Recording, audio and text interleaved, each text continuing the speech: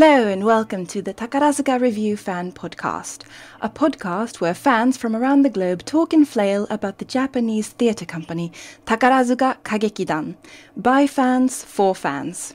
With you today are Kitty-chan from California, Lisa from Germany, Lela, the sparkly Swede, and Jen in New York. First off today, we are going to cover some Zuka news by talking about what Zuka thing made us happy recently. For myself, it was the improvements to the official English homepage. Yay! They have a ticket booking system, and I could cry. I might cry. It's just, such a happy moment to actually have it, because it enables us to just get in there and get tickets and go to shows without needing to figure out everything to do with how to manage to get through a Japanese ticketing system. And it's really great for foreign fans. So I'm really, really happy about that. Thank you so much, Hankyu. We're really grateful. Okay, Lisa, what's your happy thing? I might want to add that we are not quite as grateful for them improving the site literally 3 days after we said something about the English site not being quite as sparkly as the Japanese one. My happy thing for this week is the announcement of Hokusho Kairi's special DVD box. We got the first teaser images, and I have to say they look pretty damn awesome. Absolutely. Yes. My new one true pairing is Michan and hats. Yes, that sounds very good. Hi. Kitty-chan, what's your happy thing? Yay! Okay, well, I have not been on the internet much this week because of school and work starting up, but I was made very, very happy when I streamed the 2008 Valhalla Pale Kiss with Makun last week, because it's so ridiculous and beautiful and in all ways perfect. Oh my, I'm sorry, I love it a lot. It improves your life. And Daimon is the most attractive old man you'll ever see in that show. Yes, I can imagine that. So kawaii. Yes, okay. And Jen, what was your happy thing recently? Well, my happy thing is I was online and just kind of poking at old links to see which ones were still working, and I found a fan art website that I hadn't visited in probably 5 or 6 years, and I was super excited to see that Akio, the artist, is still putting up new art of Takara Jane. So her website is Atelier Iceberg, and I'll put a link in our blog post because her art, or his art, I'm not sure, is absolutely gorgeous and highly, highly recommended for all Takarazuka fans. Wow, I really need to check that out then. I think we all do. Absolutely. And another wonderful thing that we had the news of recently was that there's going to be an OG version of Chicago running in New York from July the 20th until July the 24th. So you Americans near New York are very lucky people, and we are all very jealous, the rest of us, the Europeans and everyone else, I guess. But we're also very, very happy that they are, going a bit more abroad and recognizing that they do have foreign fans. And hopefully they will see us as a market that they want to appeal to and maybe, come touring in other parts of the world as well. So I'm really looking forward to that, because I think that that's going to be a great, great show. So I'm looking forward to all the flailing that's going to come out of that, because Chicago is a fantastic show. It has lots of great songs in it, really compelling characters, and just the relationships between them, and it's a really good story. Hi. Does anyone else want to flail about Chicago? Maybe. Can I add something really quick? I'm from New York State, but I'm not from the city, so I'm about 7 or 8 hours away by car. So I'm not sure if I'm actually going to get to go because I might be going back to Japan this summer for Masaki's retirement. But I know Carly, who's not on this episode, posted on her Tumblr that they started a New York City Takarazuka fans group on Facebook, I believe. So they're trying to coordinate fans and maybe do a meetup or go out for dinner or something like that. So if you're thinking about going to New York City to see the show, definitely get in contact with some other fans. It would be a great opportunity, I think. It sounds like a lot of fun. I wish I could go. Yes, must be so amazing to get to meet up with Takarazuka fans, see a production related to Takarazuka without actually having to go to Japan and figure out how to find people there. Hi, so listen. It's fun to do meetups. Yeah, it's fun to do meetups in, with just your local friends as well. But I guess going to actually see a show is, it trumps that, times 10,000. It gives you the opportunity to come out of the theater and unload your emotions in lifetime on people who will understand. I'm looking forward to seeing all the posts on different media about people's experiences. I think it's going to be really fun. And let's not forget, this is also a way to show that there is actually interest overseas in seeing them tour. Which means if this does well, chances are bigger that they might come back.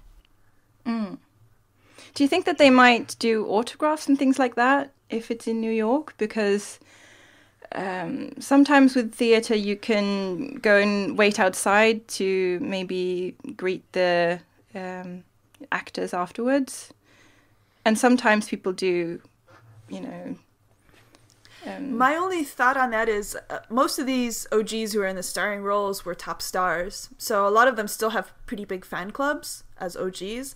And I know that most of the fan clubs are probably going to be getting group tickets and they're going to be doing events and things. So they might not be going out the back door to visit fans like American or other actors might. Yeah. And that's my other warning to people. It's only 4 days worth of shows. And I know the Takarazuka fan clubs are going to be buying in bulk. So be careful. Tickets might sell out pretty quickly. But I think what might happen is that there might be an organized signing session, as in buy X amount of goods and you get them signed, so to speak, as an official thing, which you see pretty often if Japanese or Korean bands, for example, come over. That there's this one opportunity to get your official merchandise signed. And I think that might also be more agreeable with the Japanese fan clubs if they decide to do something like that. That would be cool. Yeah. It would be pretty cool. Yeah. Because then you could just buy everything and get it signed and then just be poor for... This sounds for a while like a familiar story. If you are not poor after going to New York City and buying tickets, you can then get poor by robbing the merchandise table. Yeah, I'm hoping. Fantastic. I'm hoping to get one of my relatives maybe to buy me a little bit of merch. So please don't buy everything before he gets there. Kitty-chan, I actually do have the program for the first OG Takarazuka run here, and it's pretty gorgeous, so it's worth getting that. I also do remember they had tote bags, and I'm quite sure there was more than that, but I can't remember from the top of my head. Well, it does sound like it's going to be a good time, and hopefully you could get some merch as well. So that's great. Shall we move on to the next part of the show, maybe? Because we have an oshirase, which is a message, but I just really love saying oshirase. Right. And that is that we are now taking questions from you all at our blog at kathian.net. /Takarazuka podcast. So that's CAITHION.net/Takarazuka podcast. And this is for a future Q&A episode. So ask us anything Zuka related that you can think of, and we will try to find your answers. You can also make requests or give us ideas for future episodes. And, actually do ask us questions, because otherwise we'll have to do an episode about facial hair. I mean, those are your options, really. Questions or facial hair. That's all of it. Right, so now onto the main theme of today's podcast. So, in honor of the soon-to-come Rurouni Kenshin Takarazuka musical adaptation, today's topic is adaptations of manga, anime, and games. There will be spoilers for the shows that we are covering today, so if you really do not like spoilers, you have been warned. That was my best ominous voice. I'm terribly sorry. I could never be an actor. That wouldn't work. Nope. So one of the manga anime adaptations, which Takarazuka is most famous for, is adaptations of The Rose of Versailles, or Versailles no Bara, which is often shortened to Berubara by fans. And in fact, these adaptations were what sparked the current top star hierarchy within the company and can be claimed to have helped them gain more widespread fame in Japan. I've personally been in conversations where the mention of Takarazuka is followed by, Versailles no Bara! Yes. So it is it is a really iconic show series for Zuka. And both Berubara and Rurouni Kenshin will be getting their own podcast episodes in the hopefully near future. So we won't be going into too much detail about them today. Suffice to say that there are many versions of Berubara to watch, and that Rurouni Kenshin starts its run on the 5th of February and is potentially going to be the most hilarious thing you'll watch in 2016. I kid you not. The anime is Kenshin is so cracktastic, so Chigi is going to do this so well. It's going to be incredible. Right. Sagiri Senna has the added bonus of actually looking as if she walked out of the manga. Yeah. Oh, yeah. Yep. When the first promo pictures came out, I looked at it and I was like, well, damn. Comic book characters have come to life. It happened now. Oh, it's going to be really, really great. Just, I can imagine her in that role because, she really does the comedic, charming, hilarious character really well, and he is that kind of character. So it's going to be so great, I think. She also did a pretty big manga adaptation before with Lupin III. And if I recall correctly, the author actually got to see it and was really impressed with her impression and said that it gave him ideas for new stories. I literally have Lupin III up on my computer. I was going to watch it, but I haven't had time yet. So, yes, thank you for that recommendation. So do watch it. It is author approved. Yep. Oh, wonderful, wonderful. Hi. So we have chosen a small selection of manga, anime, game adaptations to talk about today. The first of which being El Halcon, a 2007 Star Troop show adapted from a manga by Aoike Yasuko, starring Aranke, Tono Asuka, and Yuzuki Ryon. Chie! And the rest of the cast is also very strong, both in terms of vocal ability and acting, among others Emma Naoki and Zuzumi Shio. The story takes place during the 16th century and revolves around Tyrion Persimmon, a British naval commander whose mother is of noble Spanish descent. And this is important. So Tyrion's number one role model in life is his relative, Gerard Peru, I'm sorry about the pronunciation, who is a spy for Spain and who inspires Tyrion to work for Spanish interests under the guise of working for the British. In general, Tyrion is fierce and determined and kind of seems to do whatever pleases him, and people who go against him tend to end up dead. Lots of people die. Yes. The music is glorious, both in its highs and its lows. It has really strong, beautiful songs and super random music at times. The Queen Elizabeth scene, there are two of them, right? So the first one is just, what? What's going on here? It's fantastic and hilarious, but you're just so confused. But Aranke, Tono Asuka, and Yuzuki Ryon, they harmonize so well in Nanatsu no Umi, Nanatsu no Sora, which means 7 seas, 7 skies. And their harmonies are so fantastic that I get chills every time that I listen to it. Really, really good. And that's in the second act, the main big time that they sing that song. It's really good. There is a song quite early on about Primas. And it took me forever to realize that meant Plymouth. and then when I realized that, I had a laughing fit, and then the scene was over. That's how long I laughed. But so that's really great. But it's Plymouth, not like a random Spanish town called Primas, because I was like, oh, where is that? Nope, it's Plymouth. Also, this show really made me appreciate Aranke, because Tyrion is a quite stiff character in some respects, but I feel that she was able to convey his ambition and the depth of his emotions, especially towards his mother Isabella, and Gilda, the fiery and strong French female defender of the I Love Ouessant. And also, Aranke has a gorgeous, gorgeous voice that I can't get enough of. And the outfits in this show are absolutely awesome. And one of my favorite things anyone has ever said about anything Zuka related was during a live stream of this show, when Kitty-chan said, "And here's Mrs. Bennet with the Spanish Armada." So that's referring to Emma Naoki, who played Mrs. Bennet in the Zuka version of Pride and Prejudice. So with that introduction, I was wondering if anyone else has any general comments on El Halcon before we start discussing it. Sorry, not disgusting. Discussing it. It should have Discuss a disgusting character. It's fine. It should have been 2 acts. Should have been 2 acts. Yeah. I say that about Yes, I'm sure most things. I think if we could have had a second act of El Halcon, we wouldn't have missed the review that much. Layla, It was gloriously pink, but I think I could have lived without it. I haven't even seen the review. I'm terrible.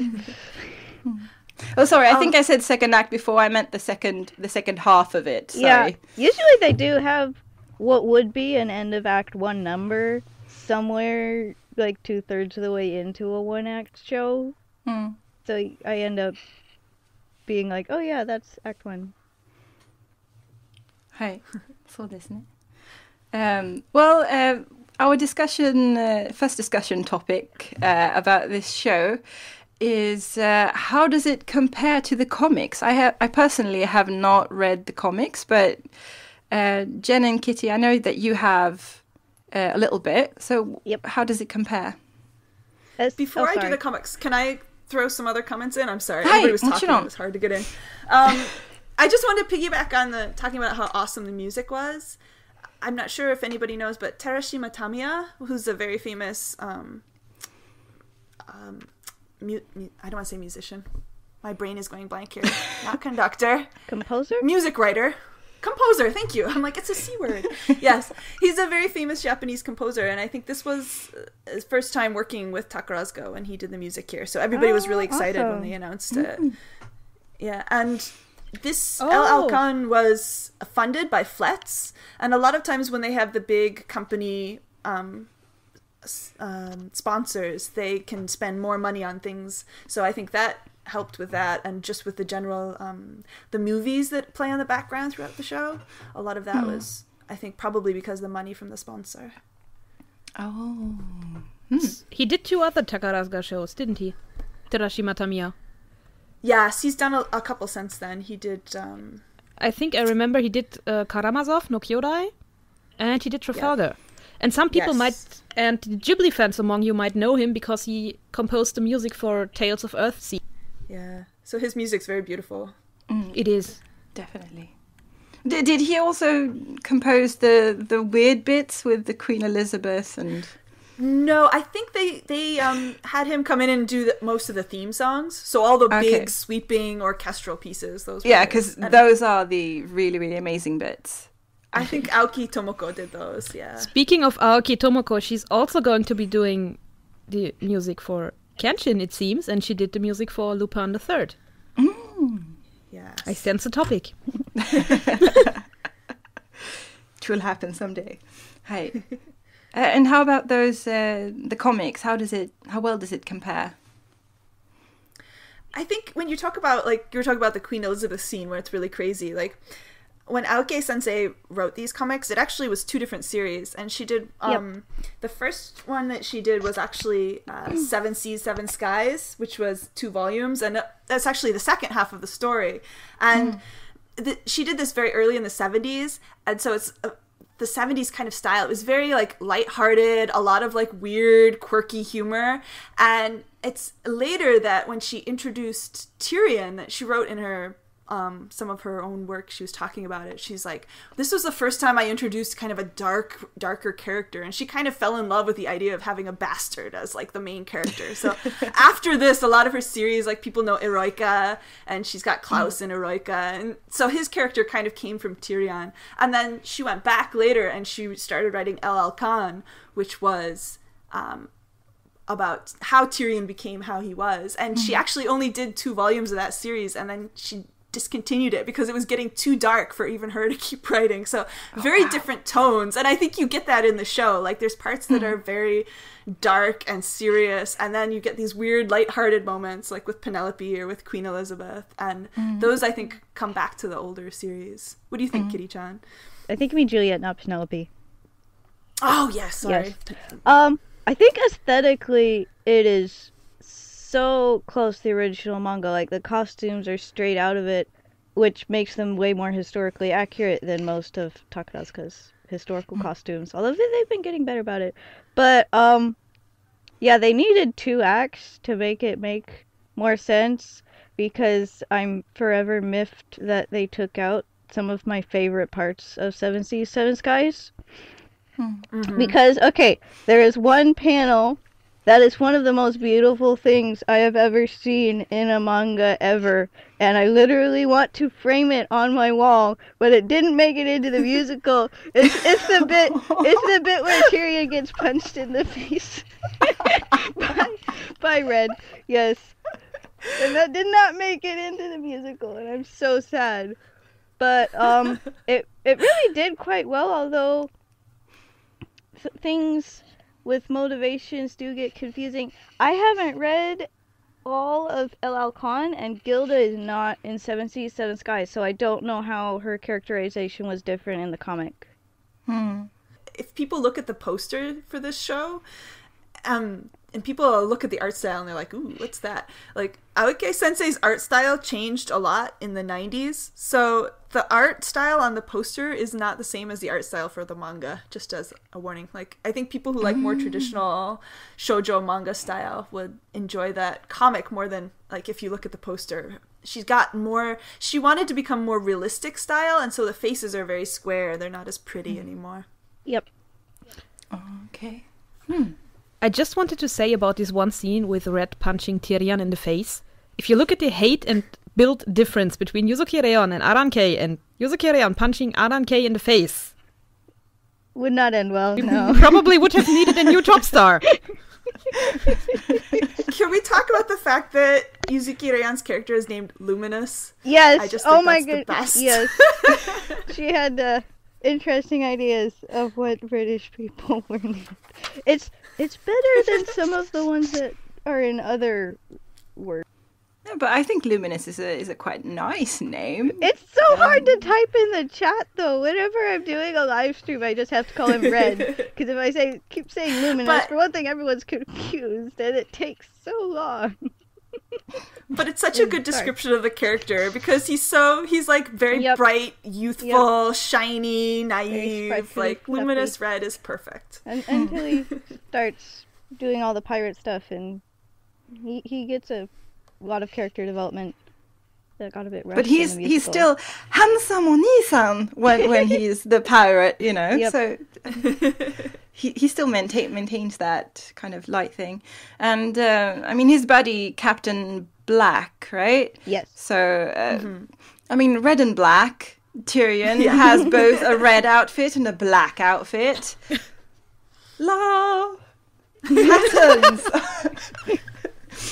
I don't know, but yeah, I just the more I watch El Halcon, the more I like it, you know, and actually I think I'm starting to like Tyrion.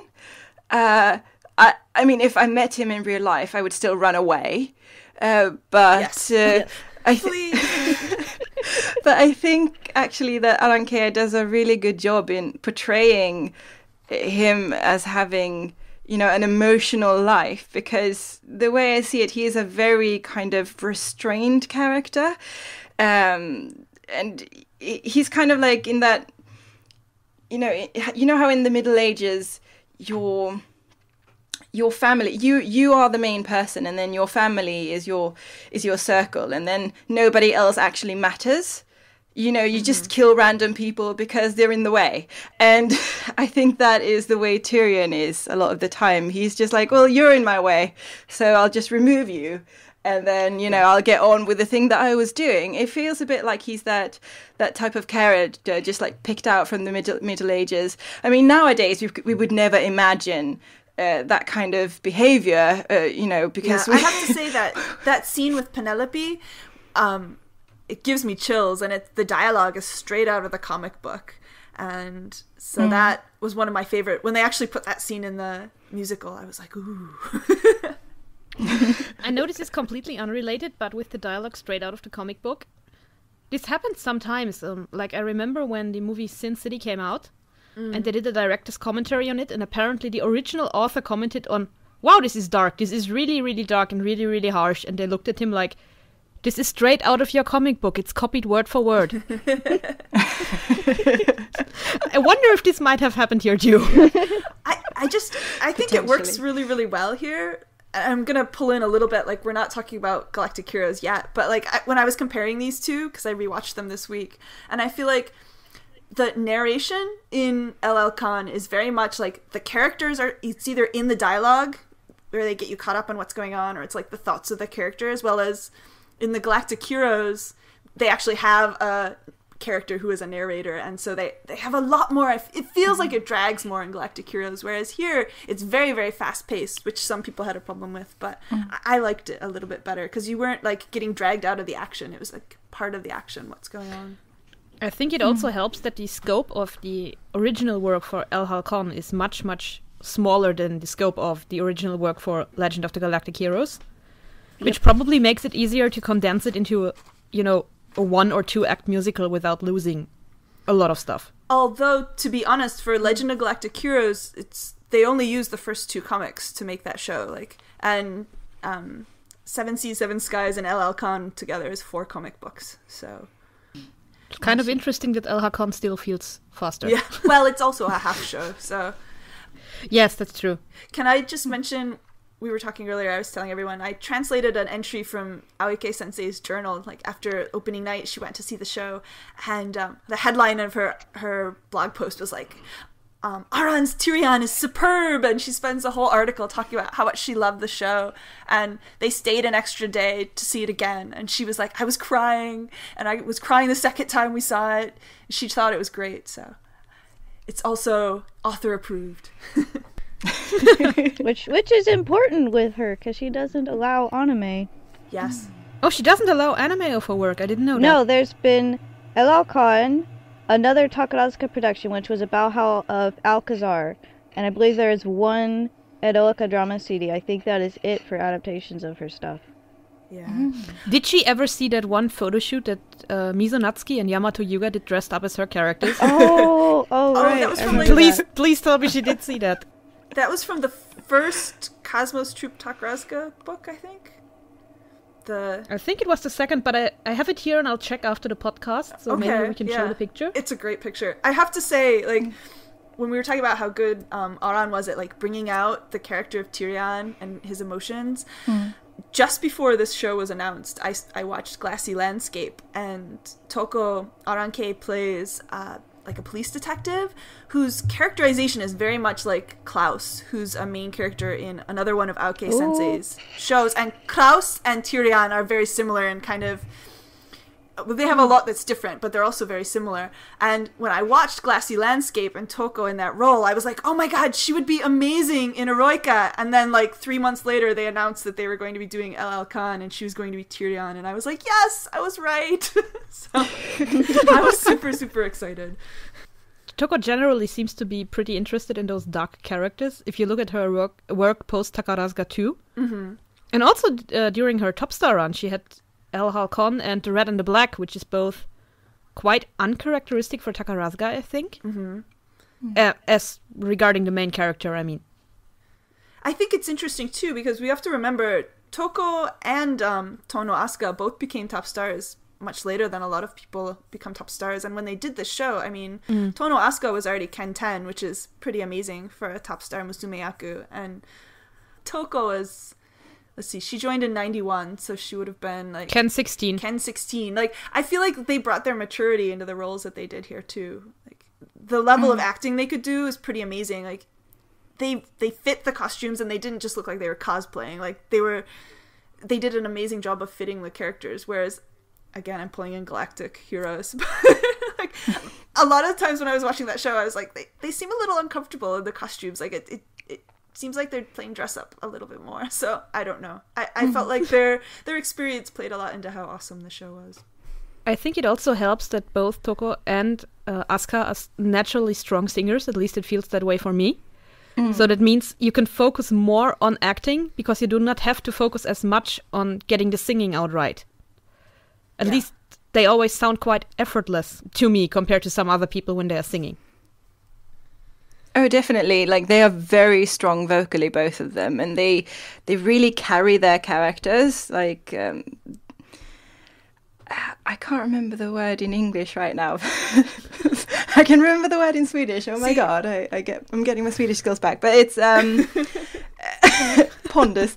But yeah, they really carry the characters. They have that kind of self-confidence. They really come off as these strong, confident people who are fighters, essentially. They are warriors, and they're going to get what they want.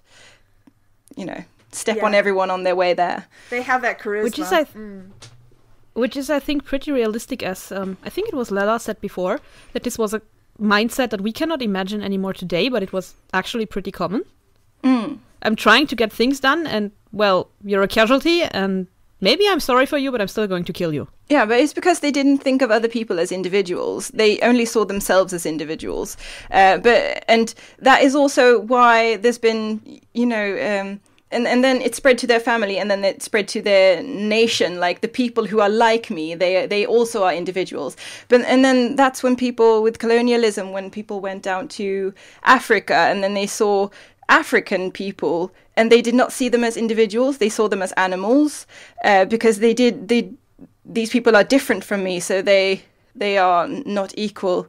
And we're moving past that now. We're moving towards where everyone is an individual, like even animals are individuals to us now. So I think that's a really interesting development in human history. Sorry, that's a side point, but I think no, it's very interesting. You know, although I don't think Aoike was thinking that deeply when she did it.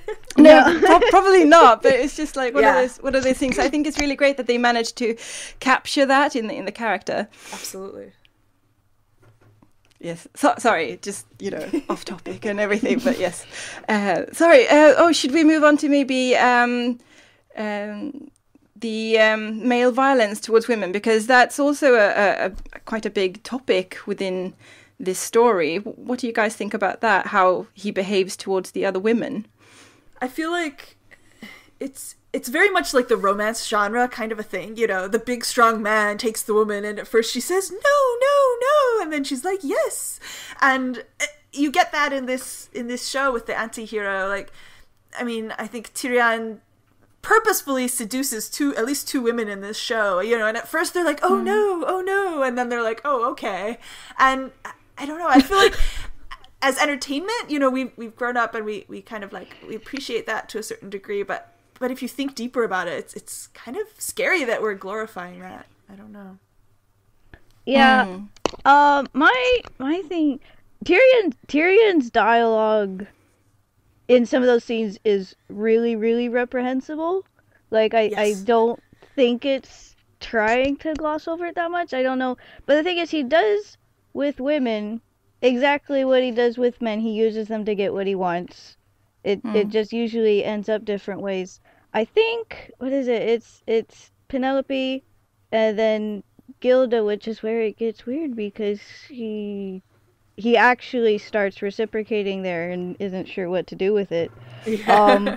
And then in the comics there's also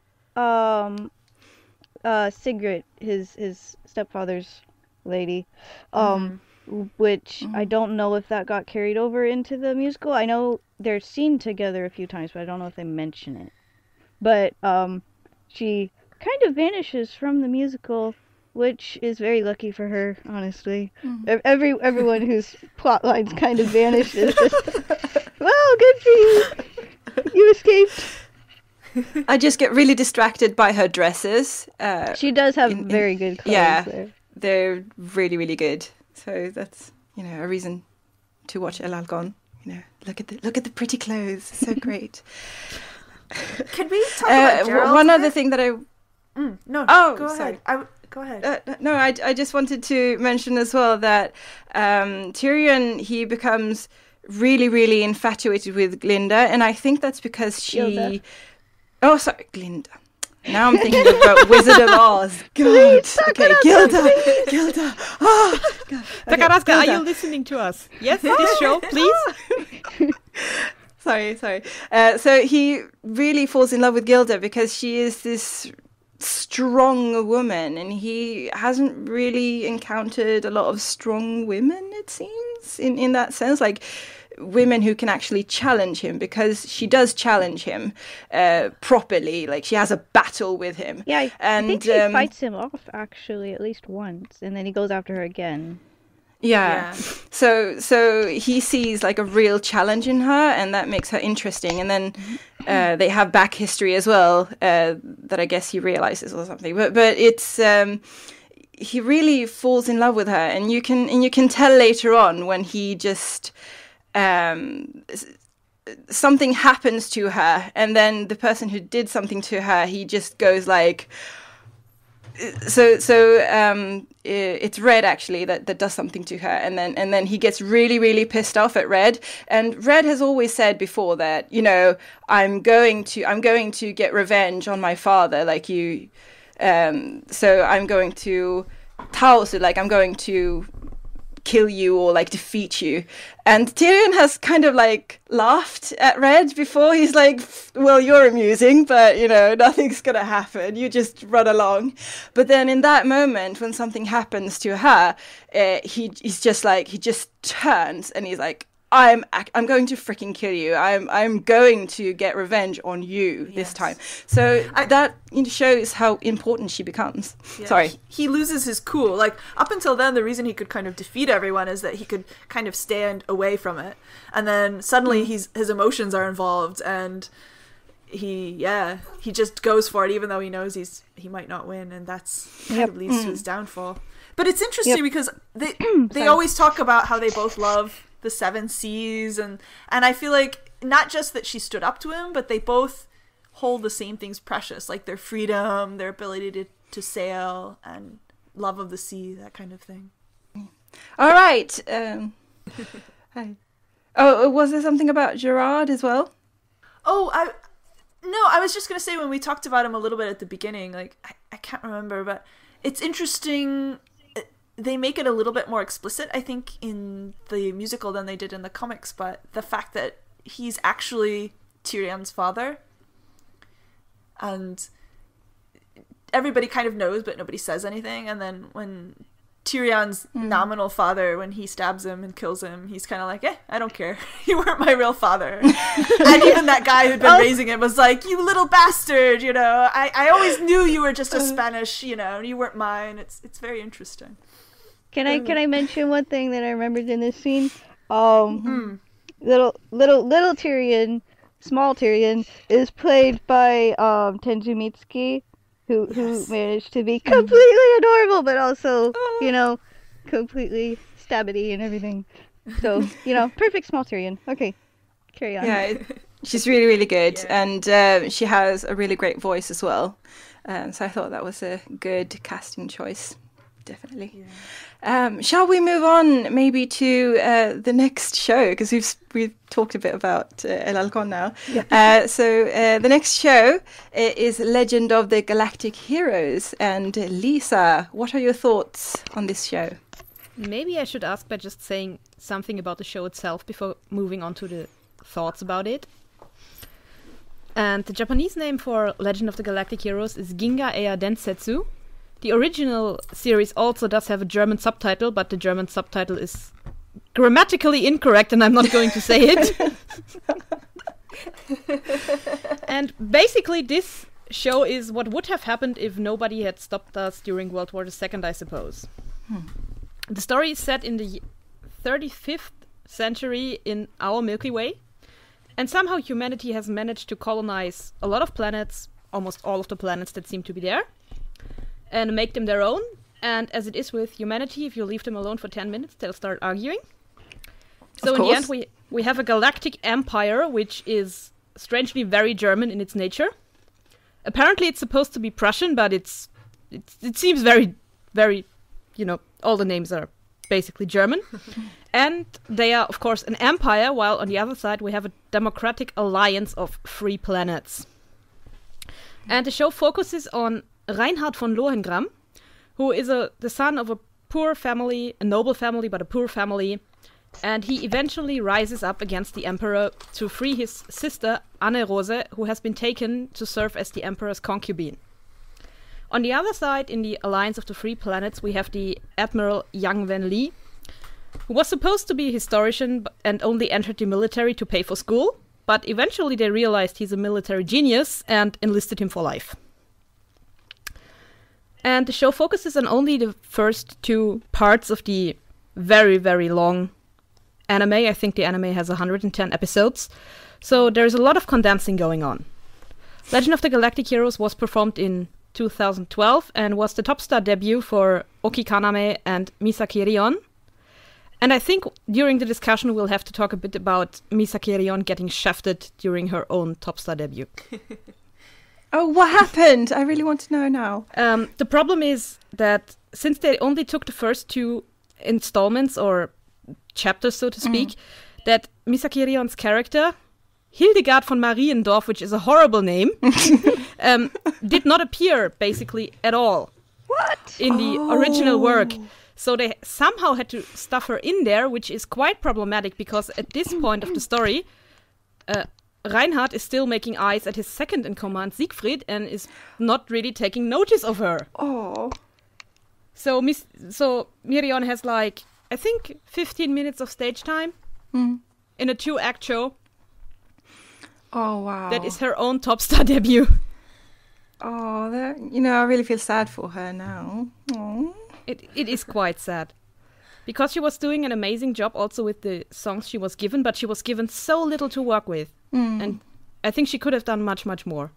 But the problem is also you have a huge male cast and the female cast is... It's kind of the opposite of, because if you think of Halcon, which we just talked about, it's a million female roles and a lot of them are very strong or very central. And suddenly there's this show where there's only 2 or 3 female roles, although Jessica is pretty big. But Jessica is pretty big and Jessica is super interesting, but Jessica is not the main love interest for, Reinhard. Yeah. And Jessica is quite unlucky when it comes to being a love interest too. Maybe to elaborate on this a bit, Jessica is a politician in the Alliance of the Free Planets.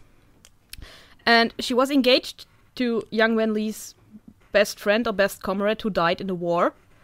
And now Yang is trying to find out how he could potentially confess to her without soiling the memory of his best friend. Okay. Even though he ends up going off and marrying another woman later, but... Yes, he does. I'm so confused. It's very confusing because it's supposed to be this whole big political drama. And trying to get that down into a 2-hour show is really hard, I think. Well, I mean, it is. It's a space opera. And it's very, very... There's a lot of, human connections going on there. It's not just there's the politics going on, and then there's all the human connections, too, which makes it very confusing. And then there is also still flashbacks, and there is two sides of the war interacting with each other. Okay, can we talk about the flashbacks? Because I watched this for the first time last week, and the first 40 minutes are either narrators trying to tell you what's happened for the last 500 years to get you caught up, And then there's like all this introduction of all the characters at once, and then there's all these flashbacks, and the main action of the story doesn't start for like 30 or 40 minutes, and I'm sitting there falling asleep going, what are we doing? I love politics, but this is just not put together well at all. Unhappy. So to do it really, really quickly, and probably like they should have done it in the show. Yeah. We have this empire who has been ruled by the same corrupt dynasty for generations now. And the current emperor is a really, really old man and about to die. And his heir is like a 10-year-old child. Yeah. Which makes this a prime time for Reinhard to start his rebellion and get his sister back. And while getting his sister back, he also wants to free this empire from the corrupt emperor and build a better empire with himself as emperor. Because Reinhard is the incarnation of being modest. I think there's a reason why we don't get a lot of science fiction shows on stage, because like something like a pirate drama, you get a lot of sword fights. But if it's a science fiction show, there isn't a lot of hand-to-hand combat. I mean, there's hand-to-hand assassinations, but me, I was just gonna say that. But there's no lightsabers in this show, so it's all these like huge space battles, which they do by showing like this horrible like Atari screen in the background with these little triangles that are supposed to be the spaceships, and the people running around on the stage going, "Oh no, they've got us surrounded!" You know, like, oh, it was bad. I was not happy with that either. They should have just brought some Daleks on. And then, yes! And of course, there is no real fighting. They are just dancing it out. Yeah. And poisoning each other. Yes. Yeah, we have a lot of poisoning. Oh. But to be fair, Jen, the one time they start shooting people, it's actually done really well. Which one is that? The one that leads to a lot of drama and crying, and where the one person who probably could have stopped this all from going totally wrong dies. Okay, when they pull the gun out from under the blanket there? Yes. Okay. Yes. I'm kind of intrigued, what would have happened. Too many spoilers. I'm intrigued, if they had just let this 10-year-old become, the emperor or whatever, like what would have happened? Would it just have been like, I'm going to spend all of your tax money on ice cream. You probably wouldn't have had that accent, but still. Considering that there's this group of evil advisors who poison people all the time around the old emperor, he probably would not have gotten to spend it on ice cream, but... Poison ice cream! Sorry, I'm just like, what would a 10-year-old do, given the opportunity to rule a galaxy? Like, I think it would be great. The other half of the galaxy are upstanding Democrats. You're not going to rule them. I'm just going to say, but my favorite character, just got to throw this out there because it was very random, but Hoshibuki Ayato, playing Yab. Yes, how do you pronounce his last name? Yeah, but he's a really like corrupt politician in the Alliance, and he like Monchi played him perfectly, and it was my favorite song in the show too, like the introduction. So very cool. I have to admit, I'm completely trash for the Reinhard Siegfried dynamic, because yes, Reinhard, you're technically a military genius, but you would be so lost without him you couldn't even put on your boots.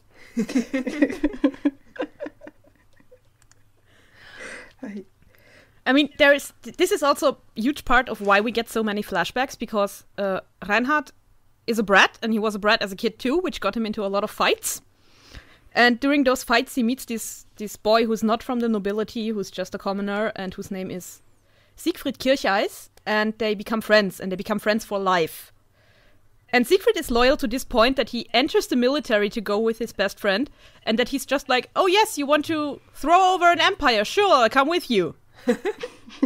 I love how they have that one number with the trio, and Siegfried is the angel on his shoulder, and Yumihiro's character is the devil on his other shoulder when he's debating whether to stop this nuclear attack from happening. And he's like torn between the angel and the devil, and you're like, yeah, we all know he's your little angel. We all know you like your cherry boy, yes. Although I've got to say, I've heard that people didn't like that Misaki Ryan got a lot of stage time, but she does have an important role of, at first she's just this noble woman, and then she gets pulled into Reinhardt's cause, and she joins the military, and she cuts off all her hair, and she becomes his assistant. So you do see her, and I didn't quite catch what the thing was with the book about Earth, but she kind of like instilled a hope in him for the future, I think, which was very, very important. So even though she wasn't on stage a lot, when she was there, she was also kind of an advisor too. I think if they had gotten in later in the story, it would have been much easier to implement her character. Mm-hmm. But if they had gotten in later in the story, we wouldn't have had Asaka Manato's role at all. Right. And the main character also would have been gone pretty quickly. Yeah, you know, the best die young. I'm sure Reinhardt would agree. I have to say, though, I liked the two not main characters better than I liked him in general, which means Asako Manato's and Yumihiro's characters. Mm-hmm. Especially Yumihiro did an awesome job on being very creepy and very villainous. Yes. Anybody whose eyes they could just pop out whenever they feel like it, that's pretty creepy. He's got cyborg eyes, for those of you who don't know. Yes, he has cyborg eyes, and his way of showing that he is a cyborg is just by taking one of them out and putting it into Reinhardt's hand and going, yeah, here. I'm totally not creepy and totally not a threat. You should hire me. Oh, that would be great if he said, like, if he put the eye in his hand and said, I'll be watching you. Yeah, I've got my eye on you. I'm sure he wanted to do that. He has quite the fascination with Reinhardt's cape and trying to get him out of that too. I also have to say, I really loved Ozuki Toma as Yang Wenli. Like, it was cool that they gave her such a big part, even though she was a star, but she wasn't star-tracked really anymore by that point. And this was this her first show? Yeah, this was her first show in Sorogumi. She just moved from Snow Troop, and this was Asuka Manoto's first show too, right? She just come over from Flower Troop. Yes. So the dynamics in this show is very interesting because you've got all these like buddy roles, and a lot of these people hadn't been in any shows together before. So I thought they did a pretty good job. And then Ozuki Toma also got the étoile at the end, so I was kind of like, oh yay, there's love for her in Sorogumi. There was a lot of love for her because Yang is such an important character. Mm-hmm. And although he has questionable morals sometimes, I think he's one of the most sympathetic characters. Yeah, I think... I don't know that I caught it in the musical, but I went back and I was kind of looking through the novels and things, and it feels like he's a realist. And so he's a little bit of a cynic, but I feel like his character is not quite as questionable as... oh god. I'm losing these German names already. Which one do you mean? Tell me the hair color. Tell me the hair color. No. Reinhardt. Tell me the hair color. Reinhardt is kind of like anything for my goal after a certain point, and that's a bit more questionable to me. If you let a whole planet get, nuclear bombed, that's a little bit questionable. He is very questionable, but I think he's highly intelligent. Space Oscar is highly intelligent. I'm not doubting that. I'm just doubting that he has any emotional intelligence. Yeah. Oh, you didn't that part explain of about Space Oscar yet. You've got to explain. Oh, I'm sorry. Reinhardt is permanently Space Oscar in my mind because he looks like Oscar from Versailles Nobara translated into a space opera. He has the same long golden flowy hair. He is a gifted prodigy in military strategies. He's commanding a fleet that popped out of nowhere, although he shouldn't have one. And he's the last hope for a falling empire. He's trying to get the empire's the concubine of the emperor out of there. And his hair sparkles. The most important point. He is Space Oscar. Sorry, I'm really enjoying your commentary on this show. I think I might have to watch it now. Like, I tried watching it before, but I couldn't really get into the, because it's a lot of politics and stuff going on in the beginning, and I couldn't wrap my head around what was going on. But I think I might have to now. We can watch Same. it on a live stream together if you want to. I've seen this so many times I've got the politics down by now. Oh, that would be great. Yes. Yeah, sure. We can do that. One thing I did like about it is the costuming was interesting because you've got the one half, the Empire is wearing like 18th century costumes in their empire, and then you've got the Alliance is more like modern 20th, 21st century, so it gives them a wide range of costuming choices. And It also gave young Deal With It sunglasses. This costume discrepancy seems to happen a lot in space opera. It could be inspired by this one because I think it's one of the oldest ones. Because I've seen Gundam Wing, which did that a lot. Because like all the best characters had cravats and really nice hair, but they're in these super modern spaceships. yeah. I mean, it's clear that there's a lot of borrowing going on in the whole series. I mean, even the space opera thing can be taken literally, because if you look at the name of the main character, he's just taken from a Wagner opera. And isn't there a scene where they're actually coming out of an opera house and it's sort of the opera music's playing in the background? That's actually a recurring thing in the anime, that they play opera music during the battles and everything, and of course they take Wagner because you can't get more bombastic than Wagner. And Reinhardt is actually very culturally interested in the anime, it's just not coming across on stage, but apparently he forces his whole troop of officers to go see ballet with him. And they're all just sitting there like, oh no, fuck my life, why do I have to do this? Why does the Emperor insist on me doing this? So, And especially Oberstein, who is Yumihiro's character, is probably so fed up with it. can we talk about music while we're on there? Because Yes, we we have a can. bit of a disagreement about the music in this show, I think. So you go ahead and start with a positive first. The positive is I really like some of the duet songs that we got. I was surprised at how well Oki Kaname and Asaka Manato, for example, they sound really good together. They have this really cheesy song where they are holding hands and singing about going to the stars together. And at this point I was wondering if they were going to get married or if that was cut.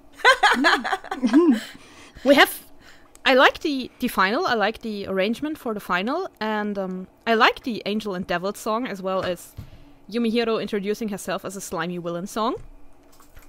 But I can see there are problematic parts about the music. I just choose to overlook them in favor of just liking the show. Yeah. I don't know, it didn't strike me as catchy. I didn't Then walk you out had the humming problematic it parts. afterwards. And then throughout like this whole show, at really random moments, there'll be these bursts of like awful synthesizer sound in the middle of the music, and I'm just like, no, stop, no, don't. It made me really sad.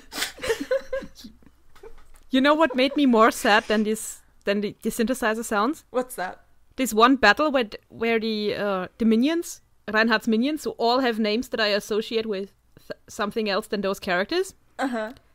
Mittermeier, for example, or Reuenthal, it's just really random. And they're trying to storm this planet, and there's this one guy in this stormtrooper battlesuit with the glowing space axe. And I was looking at this scene and I was like, where did this stormtrooper come from? Why is this happening?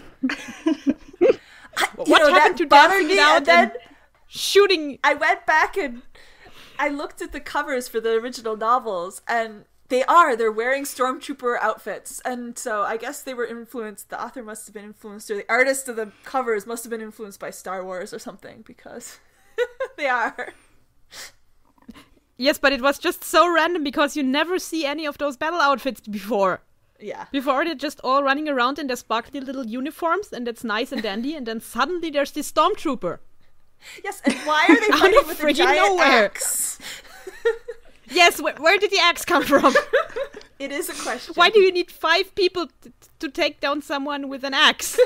Pull out your huge gun and shoot them. No, the axe is much better. Don't you see? They have laser guns that can kill someone at, 5 minutes, within 5 seconds. Why are you not using those laser guns? Yes, but is it an axe? I think not. But the real question is, would Tyrion Persimmon use an axe or a laser gun? He would a use a laser sword. gun. I think Tyrion would have been this is going to be a spoiler now. Tyrion would have been this one person to walk into the throne room and ruin everyone's day. Yep. Oh. Just when you think you've made it, Tyrion would have been this one person who did this, and then, like, there is one thing in the anime that keeps happening, and I think one of the commenters subbed it up very well for the anime. If every time someone says the sentence, if a certain person was still alive, this would not have happened, you would get 1 penny. You'd be rich by the end of this anime. You would be rich. And Tyrion would have been this one person who killed this special person and then made them mope him for 8 seasons to come. And speaking of Tyrion and pulling that in, like, Tyrion's little sidekick Nicholas, and then Yang Wenli had his little sidekick Yulian. I feel like that's like a big... Yeah, which is Reimi Urara, by the way. So yes, playing a male role, and a 14-year-old boy who gets to buy booze for Yang because he's too lazy to go get it himself. Yeah, I think this was when she first started getting kind of bigger roles, wasn't it? Yes. Like, wait, so in the future, 14-year-olds are allowed to buy booze? Apparently. I'm looking forward to this. I mean, it might also be the case that they know that he's living with the Admiral for some reason. And they don't want him to come into the store and just come with a bunch of stormtroopers and kick everything over. But apparently that's something you can do in the future, yes. Yes. I'm really, you know, my great-great-grandchildren, you know, they're going to be boozing it up, I swear. They're going to be living with admirals who are single and just take in kids from the streets for no apparent reason. Oh yes, definitely. Like, this is a prophecy now. This is not optional. This has to happen in the future with the axe and the stormtroopers and everything. Oh, yes, Lord. I believe in this. One last random comment is Hoju Ichi, who's one of the narrators, one of the Fezani. Like, her costume. Oh, yes. I swear to God, it's Makoto Tsubasa's costume. One of her costumes from Luna. Like, if you go and look at Makoto Tsubasa's costume and then look at Hoju Ichi. I'm like, wait a minute, I know that jacket. Oh yeah. I have to say, I love the narrators and their outfits. Yeah. They're completely outrageous, but it suits them so well. They're just standing there looking all smug and telling you about how this whole empire is falling apart. Here, let me pull up a map for you to show you when it all started to go downhill. Isn't this fun? Oh. So it was probably, they announced the roles and they were like, oh, we can get any costume we want, yes? I want this one.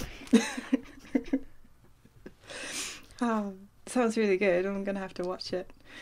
Did you have anything else to add to this fantastic discussion? I actually just wanted to add that this is completely random information, but Soragumi went on to be on Versus Arashi when they were doing this show. And it was a really funny episode. It was this episode where they were asked about a habit that you have when you're otokoyaku, and at the same time they were all sitting very ladylike. And as soon as that question came, at the same time, all 8 of them were just sitting with their legs apart. All of them at once just going, yes, this. And they had brought Kaname's top star feathers along. And apparently those feathers were amongst the heaviest that were ever made in Takarazuka. I think they were over 20 kilos up to 30. Yeah, because they had the probably big half of Okikaname's plates. body weight. Yeah, because they tried to make it look sci-fi, so they had these big plates. It wasn't just the feathers. But apparently it is super heavy. I think that is probably half of Okikaname's own weight. Yeah, I was going to say, just the And she regular always- ones are super heavy. That's like a hiking backpack. When you're going into the mountains. You're Yes. like, this is what I need. And that's what she And was then you- carrying on stage. And then God. you need to see her bow. Like, she bows so fast, I'm always scared she'd topple over. Oh. Some of those top stars do that. They just go so fast, and I'm like, oh my god, you're going to fall into the orchestra pit. Oh, but I love it when the top stars do the tail flip. Where they get the Yes. tail of the feathers to go over their heads, and then they have to flip it back again. It's very cool. Versus Arashi episode is really fun because they also do this little game. They were talking about, I think, body fat and muscle mass, and then Hasumi Yuya just went and did a lift with Asaka Manato. She lifted Asaka Manato, and Arashi tried and copied that, and did not end well. They also tried to teach them how to walk down the stairs and stuff. It was really fun. Very random, but I also love, they used to do shows with, who was it? It wasn't Arashi. Who's the other big boy band that's been around forever? SMAP? SMAP? Yes. Have you seen the episode where SMAP did the Otokoyaku makeup? They look hilarious because they're already meant, to exaggerate male features. And then they go and put this on, and I'll have to see if I can find a clip for everyone because it's really funny. Oh, that would be brilliant. Did Kimura Takuya look fantastic? Yes. It used to be one of my icons on LiveJournal. I think I might still have it, but it's Makoto Tsubasa and Kimutaku, and they're really funny. If you want to, I still have the Weathers Arashi episode with Soragumi. I can at least make a gif of this. I think there are 10,000 gifs around Tumblr already of this. A habit of being an otakoyaku. Yeah, I've definitely seen that. So maybe we should link to that. It's really funny. All right. Yes, please. I think actually that we've been talking for so long about El Halcon. The discussion ran a bit long, so we decided to split the episode into 2 parts. This is the end of part 1 of our episode on manga and anime adaptations.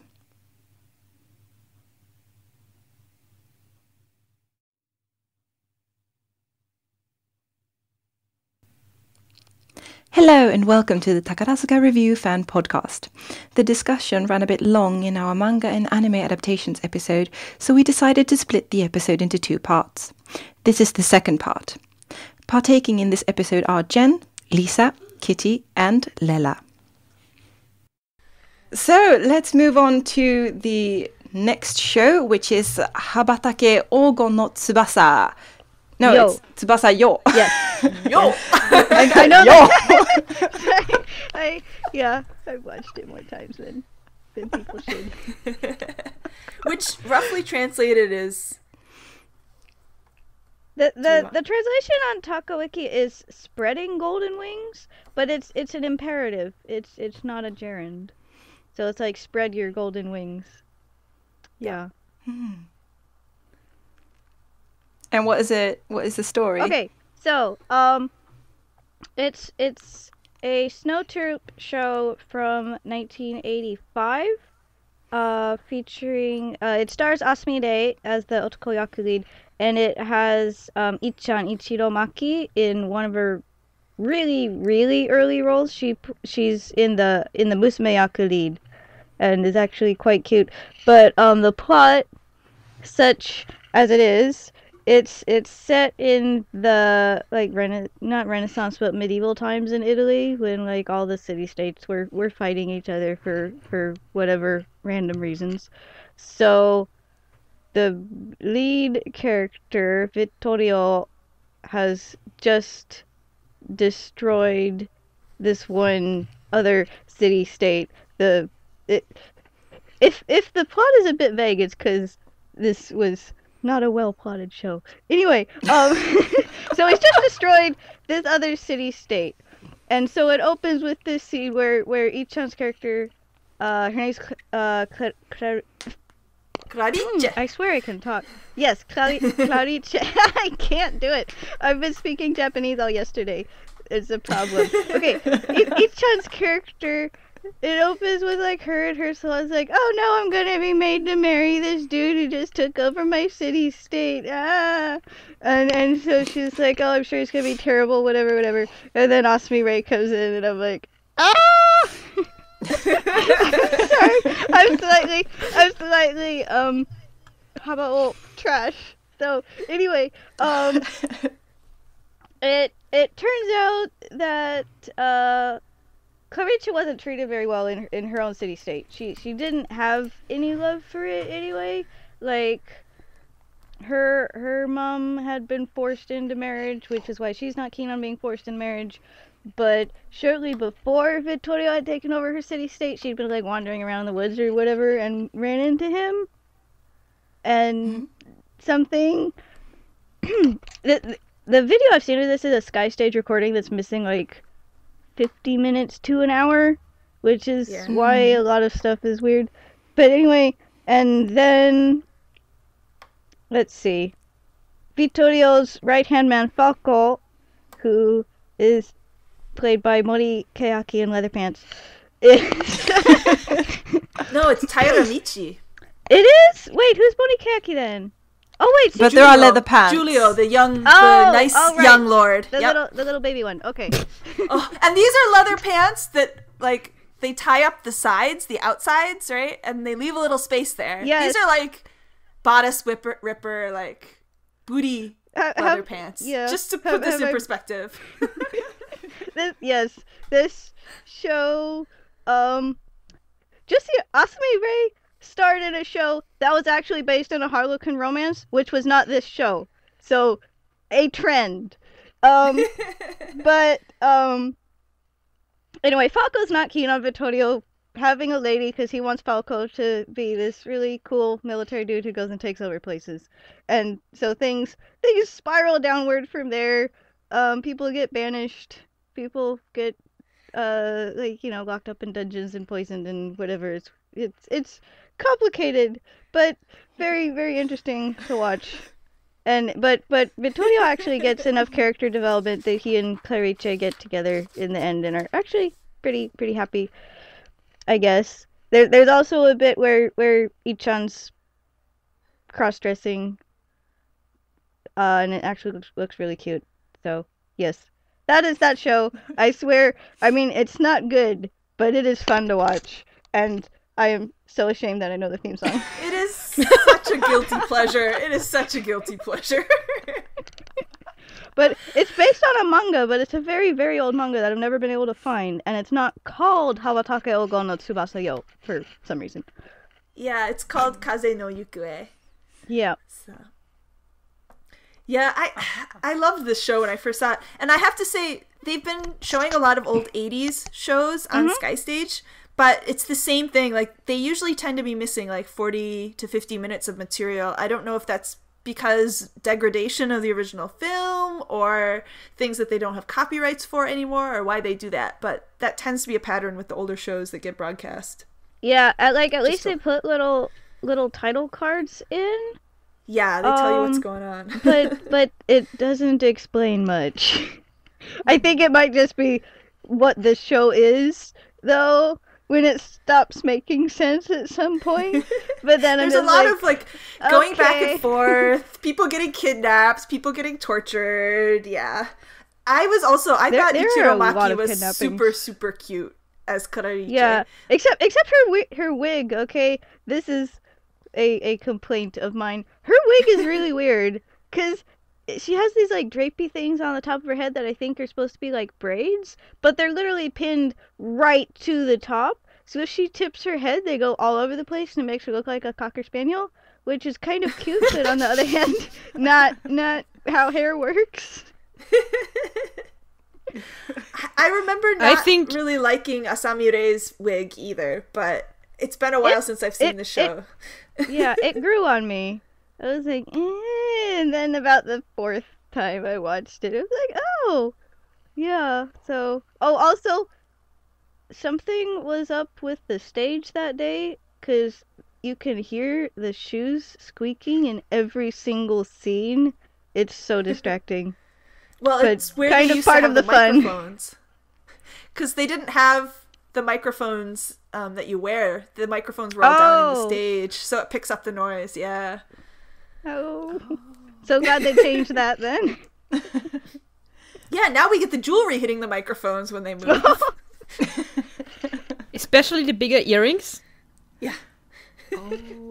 This is a thing in older Soragumi reviews. I say older, but 2008-ish, 2009. And a certain top star has this, really likes the big earrings, and you just can hear it go clack, clack, clack every time she takes a step. Dear. Well, they just can't find a good place. I mean, it used to be down on their breastbone, and then they would like hit it all the time, and now it's up over their ears, and it's still in the way. You just can't win. Mm-hmm. Oh, yeah, I just have to say, this show... Oh, sorry. I'm just going to say, it was from 1985, so Asuka Yu, who's the current Kumicho of Moon Troop, and Abira Kaoru, who's in Senka, were both in it, looking so young and tiny and super cute. Like, even though they were Ken-10, they were still tiny and super cute. Okay, I had to say that. This keeps throwing me off when I watch older stuff as well, and you see those people that are now Kumicho, and you look up to them, and it's just like, oh my god, you were tiny! Yeah, like Excalibur had the current Kumicho of Sora in like a teeny tiny role, being teeny tiny. It was like, oh my goodness. The current Kumicho of Sora is so perfect. Sushi. But yeah. Sushi-san makes the best old man characters ever. Yep. What was I gonna say about this show? Yeah, it's just I always feel bad when I watch it because I'm like, I know it's not a good show, and like I'm like, oh, I'm just watching it to make sure the video works, and then I'm 45 minutes in. It's another one of those anti-hero leads, and Tako is just awesome with like very sneering, gravelly voiced, pantherish, like awesome anti-hero. Yeah, although he actually gets a happy ending, and he gets a ton of character development that Tyrion did not get. Tyrion never really got a, oh, I'm kind of dumb, I shouldn't have done that realization. Whereas Right. Vittorio does kind of get that, and really mellows out a lot. Yeah, my question, I would have said, was who gets redeemed more? And I think, probably Taco's character, but Vittorio also is like insane. Like when they actually at one point they poison Clarice, and they're like, we'll only give you the antidote if you do what we want. And he's like, pulls his sword out, and he's like, no, I'll kill her myself instead. So he's not the sanest of characters either. Yeah, although he kind of knows what he's doing in that regard. Like he's as good as Tyrion at manipulating people. So he probably was under the assumption that it would end the way he wanted it to. But yeah, that was questionable. I have to say though, I personally prefer that Tyrion did not get a redemption. That he did not get to redeem himself in the end, because I like him as he is. Yeah, Tyrion is I like him as being despicable. Really But good villain Tyrion protagonist. Did in a way, like, because there was the whole scene with Gilda where he was actually very sweet about, because she has scarring, and she's like, who would want me with all this scarring? And he's like, well, I would. And then there's a point where he actually went out of his way to get her like the deed to her own to her island, so she knew she would have control and not the Spanish. Like he did a lot for her, and then like we said, like blew his top when she got injured. And then this part was in the show a little bit, but it was better in the manga, where like Tyrion's sidekick, the young boy who like looks up to him and follows him around, Nicholas, like their ending is like super sweet. And oh yeah, but he shows Nicholas like affection-ish type. You know, there's a relationship going on there even at the beginning, because he's like, I'm going to show you the seven seas and stuff. So I mean, he does show, you know, why people would look up to him or admire him. So hi. Sorry, that's all I could comment on that entire thing. Oh yeah, we're back to Tyrion. Okay, I can say something. But yeah, I think it's Tyrion. It does. Everything comes back to Tyrion, and it's fine. Yeah. The music in Haba O, I mean, the music isn't bad. Most of it, I like some of the songs. I like the theme song. I'm sorry. I honestly don't remember the song. It's been so long since I've seen it. Habatake.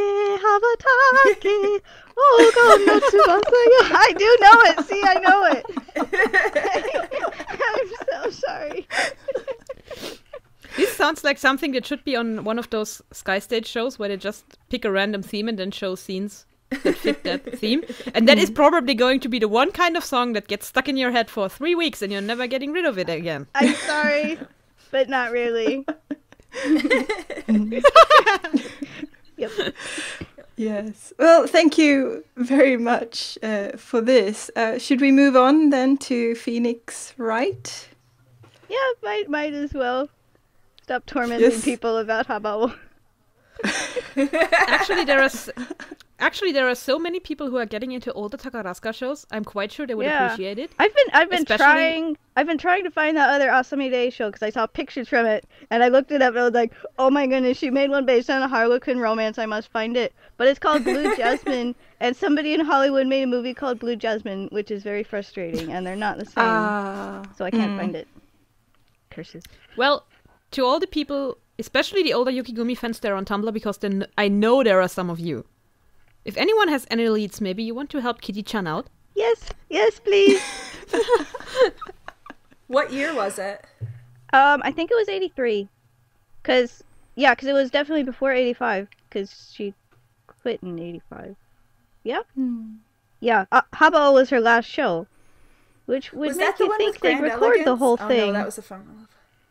Yeah, I keep looking at Yukigumi and I'm like, oh my goodness, so many people I like were in Yukigumi through 85 to 2000. Like, so many people I like were in Yukigumi. It's like, oh my goodness, how did that happen? I think Yukigumi has a lot of foreign fans, considering that they're doing so many Nihon Mono. Yeah. But they do something that they just get something right with the foreign fans. I don't know what it is, but there is something. Yeah, I don't know. There's... sorry. I got pulled in by Yukigumi as well, so there must be something. Yeah, I know... Hi. Oh, sorry. Can I say one more thing? Hi.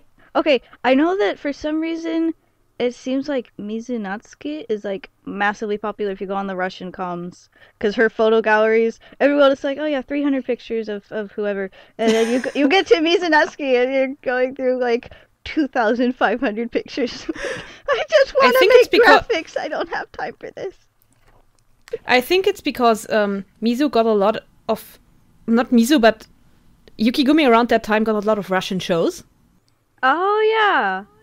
Because they did Karamazov, then Todoroki Yu did Onegin with Snow Troop members. Oh, that was with Snow They Troop. did Brown Eyes with Otozuki Kei as top star.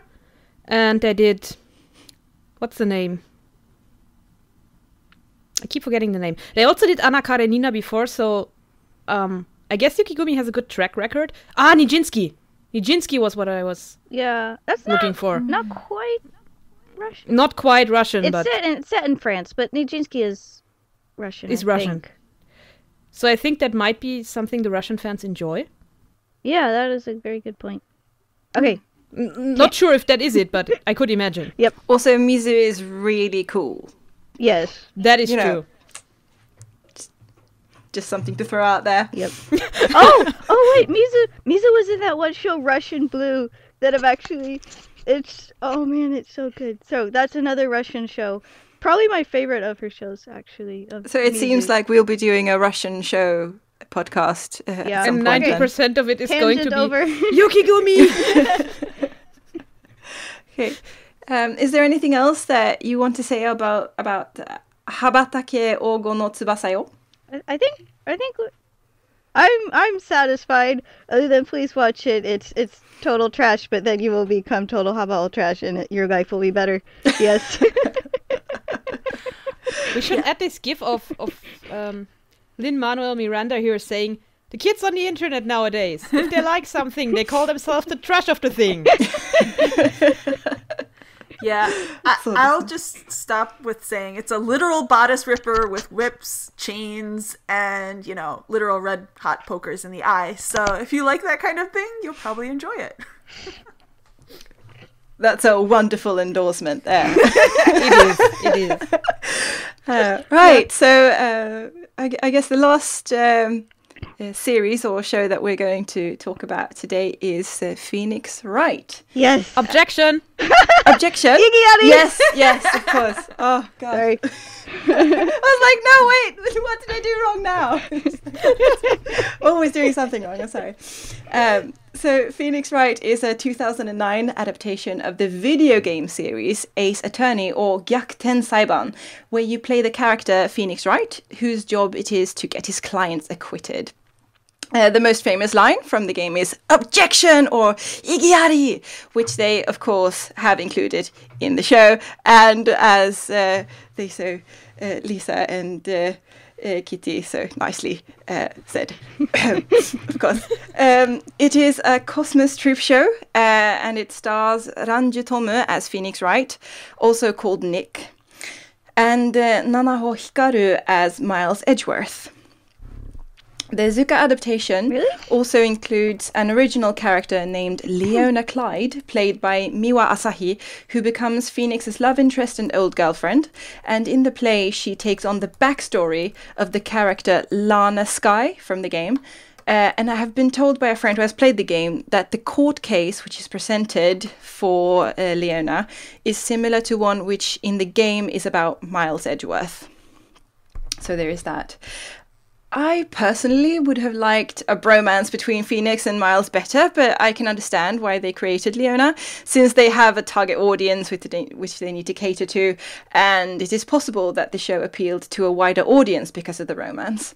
And with Leona in the mix, they managed to create a scenario where Phoenix pines for his lost love, and Tomu has this adorable pining look that I'm sure that they wanted to include in the show, right?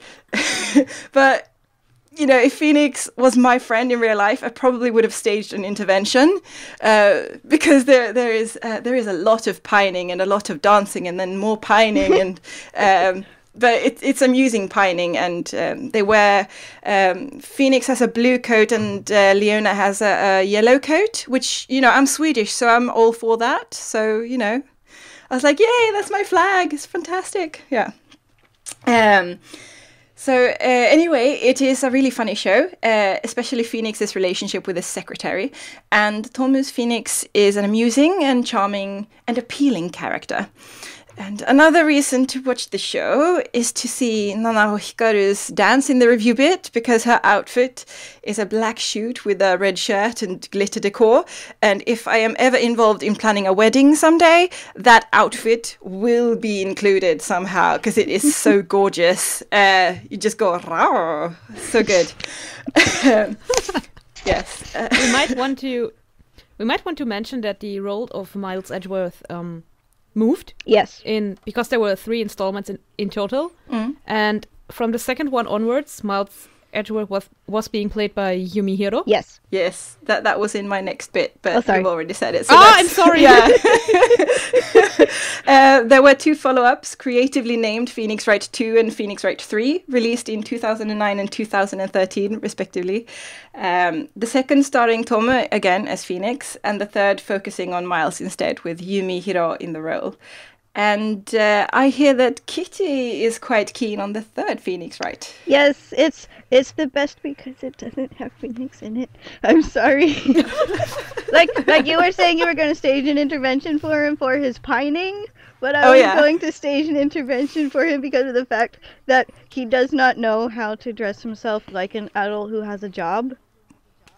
Or just does not know how to dress himself at all. It's a problem. But to also, be fair, a lot of Takarazuka heroes don't know how to dress themselves. Yep, but he's egregious in this extent, because presumably he did dress himself, because it's not a period one where maybe your butler hands you clothes. Anyway, yeah, my favorite is the third one because it stars Miles Edgeworth, who is the best because he has a cravat, and Of course. I'm sorry, I'm not shallow at all. I swear, I'm not shallow at all. And then it's just the cravats. Also, it's the third one is the best because it's the most cracky, because Miles Edgeworth, it's set, I think, in the middle of the second one, where he's like trying to go somewhere, like he's gonna go meet up with Phoenix for the big courtroom thing or something, I think. But so he's at an airport and gets on the plane, but when he gets off the plane, it's like 30 years earlier. So he, all kinds of crazy things happen, and he ends up in a courtroom facing off against his dad. It's kind of amazing. Also, Miles Edgeworth is the best character, the protagonist of a cracky thing, because he knows how cracky it is, so it's just him getting more and more fed up with all this insanity that's surrounding him. Because the person who came, one person came along with him, and it's, what's his name? That super this one super annoying character, so he's stuck and he only has this one guy and he hates it. It's beautiful. I'm sorry.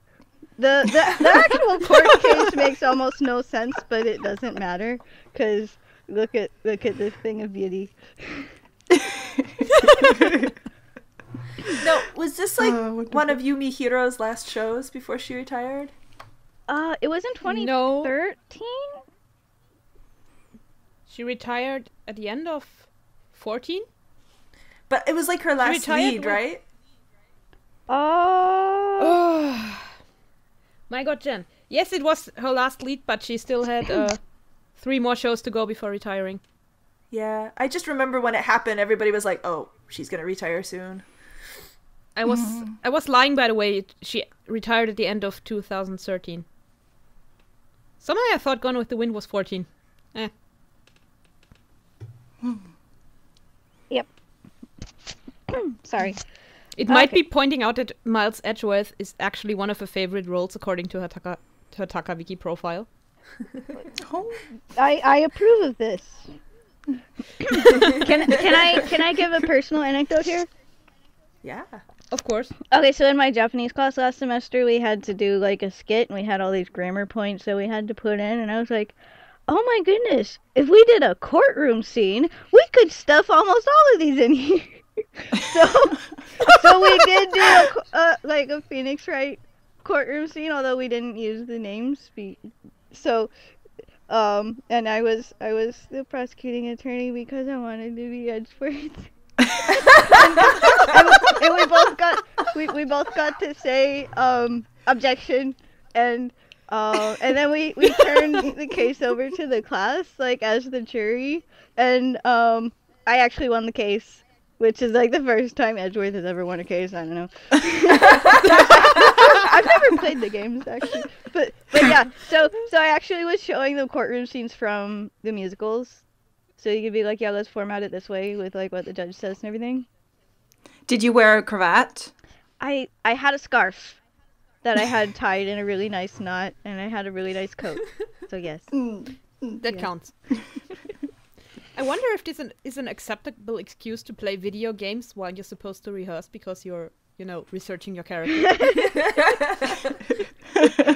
We have a theory because we were working really hard to make the script ambiguous as to who would win. We have a theory that I might have won because I Iggy'd louder.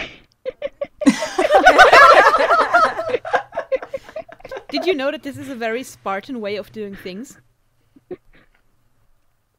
Fun history tidbit: in Sparta, the person who got the loudest yelling out of the people actually got elected. I mean, that sounds about as good as any other method. I mean, it's an honest reaction. I don't think Did they have like a person who was like objective, who was like, okay, these people were louder, or? And do you want me to tell the story now? Oh dear. Clearly, yeah. Okay, so if you wanted to be elected, you were brought into all people who could vote were brought into a stadium, and then the people who could get voted all had to walk through that stadium one by one, and then the crowd got to cheer for the person who was in there. And there were several people there who were objective and who had to judge who had gotten the loudest cheer, and the people with the loudest cheer were then elected. I guess that's so an easier might way than help a the one who ballot says system. Hmm? I was gonna say, I guess that's easier than counting every ballot. Yeah. Yes. Until you get to like anything larger than a city, then it kind of breaks down. It's just people shouting all over the country. It's like, oh This god. just proves the point that saying objection louder might help. Yep. like I slammed the table and everything. You should have won for determination alone. But I kind of ruined the effect because I kept playing with the plastic knife we had for evidence, which was actually sharp. So somebody made me throw it away afterwards, which was a good idea. Maybe that's why you were, showing your aggressive side and playing with a knife. They're like, this girl needs to win. She has to win, otherwise we're in trouble. Somebody should have told Edgeworth about this. Would he have been proud? No, I think he could have tried to actually win a case like this. Yeah, I think his character is supposed to be rich, right? Compared to the other characters, at least, in the game. Yeah, I've only seen the musicals. Yes. Any other comments on Phoenix Wright? Third or otherwise? In the second one, there was the one. Oh, it's now spoilers for the court case, but I'll try and avoid it. Roland in the second musical was played by Nanami Hiroki, I think, and that was when I first noticed her. So I was like, oh, but now she's out of Soda, so I'm sad. Oh. Yep, commentary. I remember when they announced it. I think we got more fanboys poking around looking into Takarazuka at that point than we ever had before, like when they announced the first Phoenix Wright. And then they were like, oh wait, this thing is terribly scary, and then they all ran away, so it didn't last long. Yeah, they did a couple articles on Kotaku, which the first one was okay for Kotaku, the second one was not good, and they didn't even review the third one, which was a shame because it's the best. Yeah. But now they're finally making an anime of the game, so I'll actually know what it's about and how well Takarazuka did with it.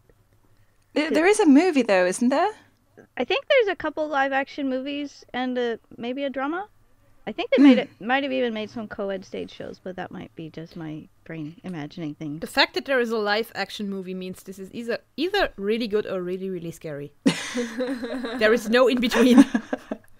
He actually has black hair in the live-action movie, if that's any help.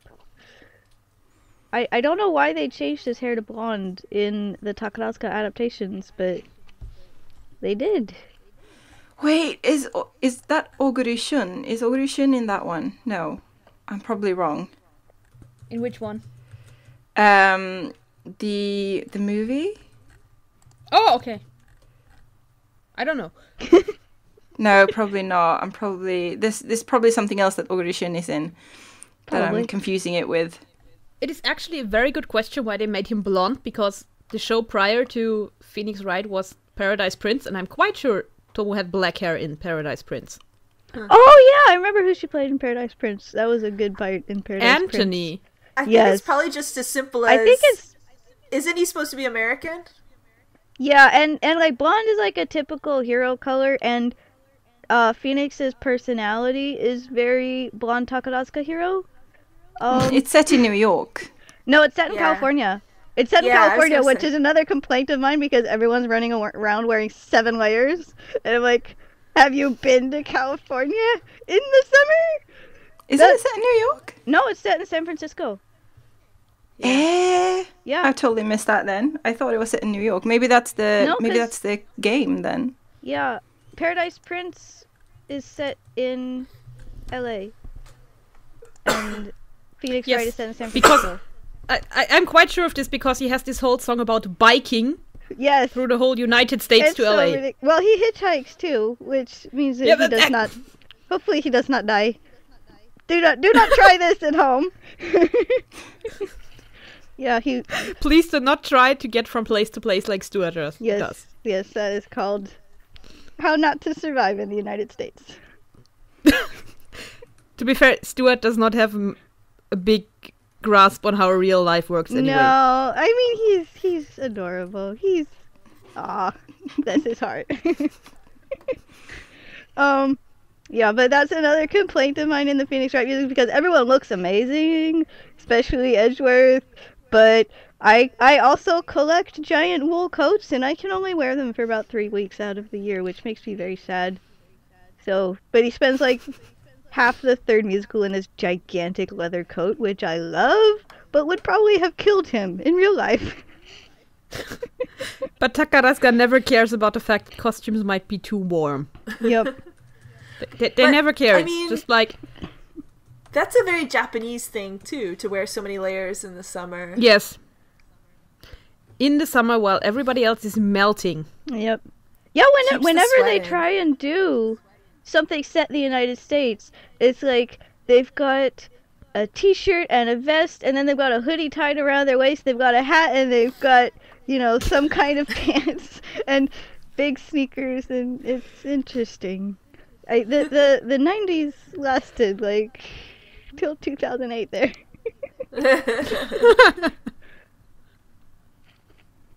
Anyway. I think Takawiki confused me because it does say that it's in New York on Takawiki. Sorry. I'm pretty sure it's set in San Francisco. Okay, I will believe Pretty you. sure. I will believe your superior Japanese skills. Because I remember there were things in the second one where they were running around at the beach. The first one is supposedly set in, according to Takawiki, is set in New York, but the second one is set to be in California. Yeah, no, I haven't seen the second one. Ah, that might be it then. Yeah. Okay, so we're both right. That's fantastic. The second one Yay! is only okay, but it has a lot of pretty people in it. The first and third ones are the best. Yep. Hi. I'm not shallow, I swear. No, you're very knowledgeable, and I do appreciate that.